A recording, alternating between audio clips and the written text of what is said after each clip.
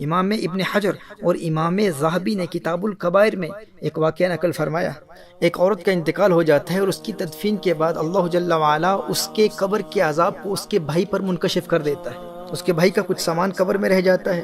تدفین کے بعد جب وہ گھر جاتا ہے اور اپنا سامان تلاش کرتا ہے تو پھر اسے یاد آتی ہے کہ بہن کی تدفین کے وقت اس کا وہ سامان قبر میں گر گیا تھا۔ جب واپس قبرستان جاتا ہے، قبر کھودتا ہے تو دیکھتا ہے کہ اس کی بہن کی قبر آگ کے شعلوں سے بھری ہوئی ہے۔ وہ روتے ہوئے واپس گھر آتا ہے اور اپنی ماں سے اپنے مشاہدے کا حال بیان کرتا ہے۔ ماں کو بتاتا ہے کہ میں نے کیا دیکھا، اور ماں سے پوچھتا ہے کہ میری بہن کے اعمال کیا تھے۔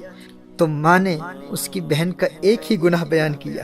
ماں نے کہا، بیٹے تیری بہن نماز میں سستی کرتی تھی اور قضا پڑھتی تھی۔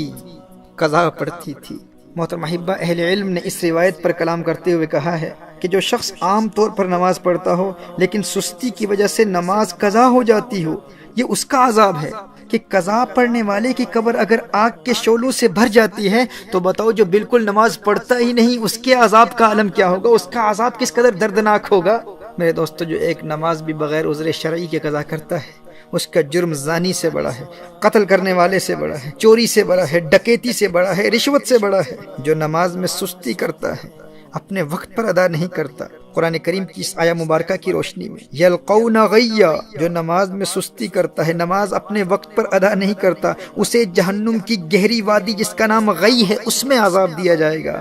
تو جو نماز پڑھتا ہی نہیں اس کا عذاب کس قدر دردناک ہوگا۔ میری آج کی یہ گفتگو اس کے متعلق نہیں ہے جو نماز بالکل پڑھتا ہی نہیں ہے، یہ اس کے لیے ہے جو نماز میں سستی کرتا ہے، قضا کرتا ہے۔ آج جتنی روایات پیش کر رہا ہوں یہ اسی حوالے سے پیش کر رہا ہوں، لیکن اس سے ان لوگوں تک بھی پیغام پہنچنا چاہیے جو بالکل نماز پڑھتے ہی نہیں۔ محترم احبہ، نماز کسی حال میں معاف نہیں۔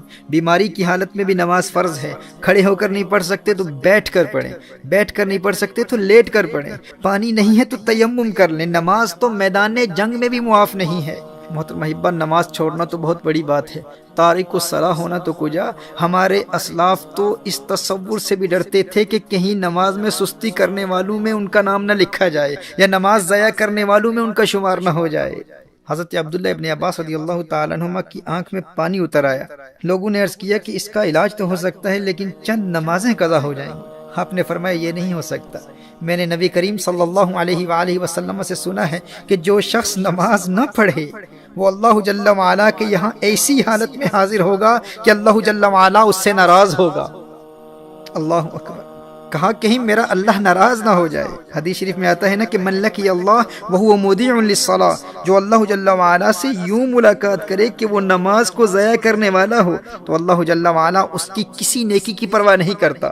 وہ خود کو نیکوکار سمجھے گا کہ میری اور تو بہت نیکیاں ہیں، ٹھیک ہے میری نماز قضا ہو گئی تھی لیکن میں نیک تو ہوں، میں صدقات دیتا ہوں، میں نے مسجدیں بنائی ہیں، میں خدمت خلق بجا لاتا ہوں، میرے اخلاق اچھے ہیں، یعنی اس کی اور بے شمار نیکیاں ہوں گی۔ وہ روزے دار بھی ہوگا، اس نے حج بھی کیا ہوا ہوگا، وہ خدمت خلق بھی بجا لاتا ہوگا، صدقات بھی دیتا ہوگا۔ وہ کہے گا کہ میری اور بے شمار نیکیاں ہیں، میں ایک اچھا انسان ہوں، کبھی کسی پر ظلم نہیں کیا، میں نے کبھی کسی کو مارا نہیں ہے، میں نے کسی کو کوئی تکلیف نہیں پہنچائی۔ کہا کہ اگر وہ تارک الصلاح ہے، اگر اس کی نمازیں ضائع ہو جاتی ہیں، اگر وہ نمازیں قضا کرتا ہے تو اللہ جل وعلا کو قیامت کے روز اس کی کسی اور نیکی کی پرواہ نہیں ہوگی۔ یہ حضور اکرم صلی اللہ علیہ وسلم کی حدیث ہے۔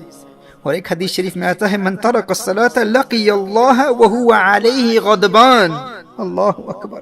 کہا کہ جس نے نماز ترک کی قیامت کے روز وہ اللہ جل وعلا سے اس حال میں ملے گا کہ اللہ اس سے ناراض ہوگا اور اس سے اللہ کے غضب کا سامنا کرنا پڑے گا۔ محترم احبہ، نبی کریم صلی اللہ علیہ وآلہ وسلم نے ارشاد فرمایا کہ قیامت کے روز بندے سے سب سے پہلے اس کی نماز کے متعلق سوال ہوگا، اس سے پوچھا جائے گا نماز پڑھتا تھا کہ نہیں۔ اور ایک روایت میں ہے کہ وہ قیامت کے دن اس طرح آئے گا کہ اس کے چہرے پر 3 سطروں میں لکھا ہوگا۔ پہلی سطر میں لکھا ہوگا اے اللہ کے حق کو ضائع کرنے والے، اور دوسری سطر میں لکھا ہوگا اے اللہ کے غضب کے ساتھ مخصوص، اور تیسری سطر میں لکھا ہوگا کہ جس طرح تو نے دنیا میں اللہ کے حق کو ضائع کیا اسی طرح آج تو اللہ کی رحمت سے مایوس ہوگا، آج تو اللہ کی رحمت سے مایوس ہوگا۔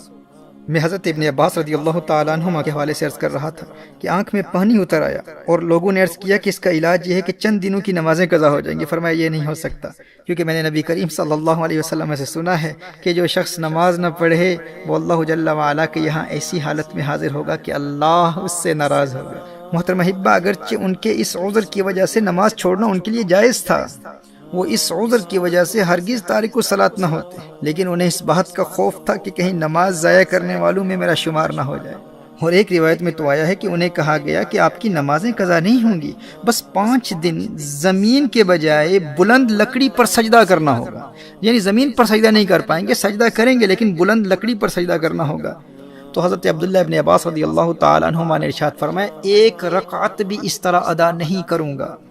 میرے دوست، جسے سجدے کی لذت مل جائے وہ کہتا ہے کہ بھائی بینائی جاتی ہے تو جاتی رہے، لیکن ایک سجدے کی لذت سے جو روشنی اور بینائی دل کی آنکھ کو ملتی ہے، اس کا مقابلہ و موازنہ ماتھے کی آنکھ کی روشنی سے کہاں کیا جا سکتا ہے؟ وہ ایک سجدہ جسے تو گراں سمجھتا ہے، 1000 سجدوں سے دیتا ہے آدمی کو نجات۔